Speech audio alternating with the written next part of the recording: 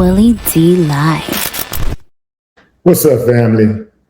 Late night talk show host Jimmy Kimmel has once again found himself in hot water with the Trump administration for comments he made on his show days before the shooting at the White House Correspondents Association dinner on Saturday.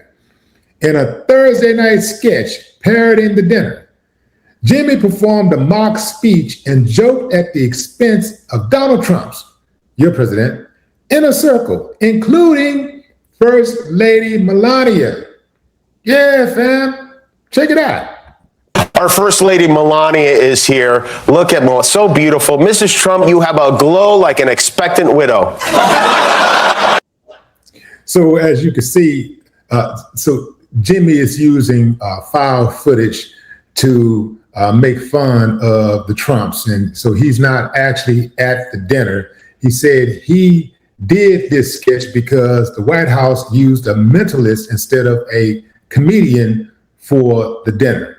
So that's him going in on all of the Trumps, and including that dude. And then here is the actual so-called shooting, the real Correspondents' Dinner, where the killer was looking to knock off Donald Trump in real time. And that's, the whole thickness of everything. Because y'all know, I don't believe that really did happen. But in any event, Melania took exception to it, and here's what she had to say. Kimmel's hateful and violent rhetoric is intended to divide our country. His monologue about my families isn't comedy. His words are corrosive and deepens the political sickness within America. People like Kimmel shouldn't have the opportunity to enter our homes each evening to spread hate. Really? Because I know somebody who shares your last name that's all he does is spread hate. Is enter our homes every day involuntarily. We don't even be trying to see this dude. And he's popping up all over the place. He's everywhere, spreading hate. This is all he does. Spreads hate and ruins the country.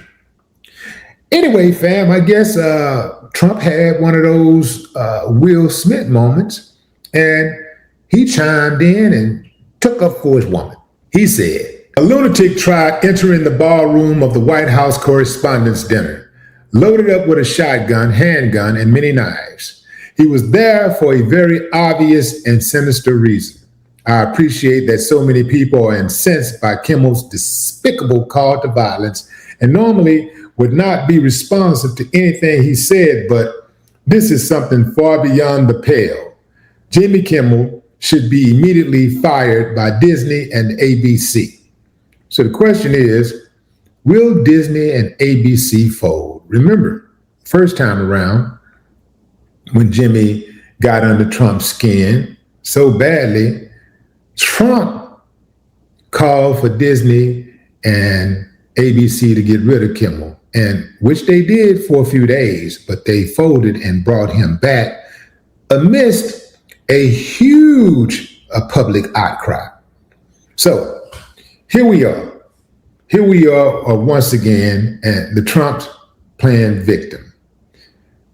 This dude has a long history of calling for people to be killed.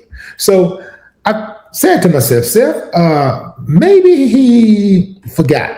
Maybe Trump forgot about all of these threats he's made over the years. Or perhaps his minions, the Trumpettes, have forgotten that Trump leads in all categories in regards to death threats.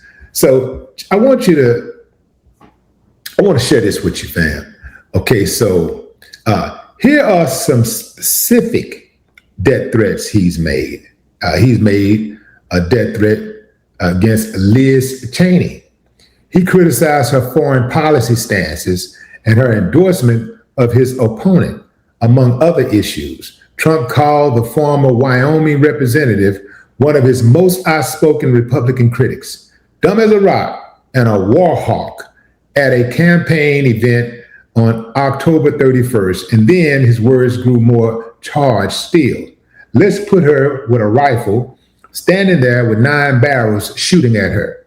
He said this, and he said, let's see how she feels about it. You know, when the guns are trained on her face. That's the same guy who was just offended about a comedian telling a joke. And the joke really wasn't about him being assassinated. He told the joke about Melania, you know, having the widow face because of the age difference. And he explained that on his show. He said, you know, obviously I'm against gun violence, but, you know, Trump, obviously they had to play it up because they always looking to play the victim. They love playing the victim as they accuse others of playing the victims, right? So that was that. He threatened Joe Biden. In March, he shared a video purportedly shot on a highway in Long Island, New York. The video showed 2 Trump supporters as ostentatiously decorated trucks, the latter featuring a decal of President Joe Biden hog-tied as if kidnapped on the tailgate. Then there was the disrespect and the call for death against his former vice president, Mike Pence. But let's get into some of these threats that many of you know a lot about. The Central Park 5 is one of the biggest ones. Following the rape of a jogger in Central Park, Trump took out a full-page newspaper ad calling for the return of the death penalty in New York, targeting the 5 Black and Latino teenagers accused who were later exonerated through DNA evidence. And after they was exonerated through DNA evidence, Trump refused to apologize. He called for the death of drug dealers and traffickers from 2018 to 2024. Democratic lawmakers. In November 2025, Trump posted on Truth Social, his failed Truth Social network, a video message from 6 Democrat lawmakers who urged military members to uphold the Constitution was seditious behavior, punishable by death. In 2017, in a speech in 2017 to the FBI National Academy, he stated, "We believe that criminals that kill police officers should get the death penalty," and later called for the death penalty for anyone who kills a police officer, but not any police officer who kills anyone, because police officers are special. Yeah, their blood is different from everybody else's blood, and their family loves them more than everybody else's family loves them. And so if something happens to them, their family is going to miss them more than everybody else's families are going to miss them. According to a memoir by former Defense Secretary Mark Esper, during 2020 racial justice protests, Trump allegedly asked, "Can't you just shoot them?" He has publicly called for the death penalty for high-profile criminals.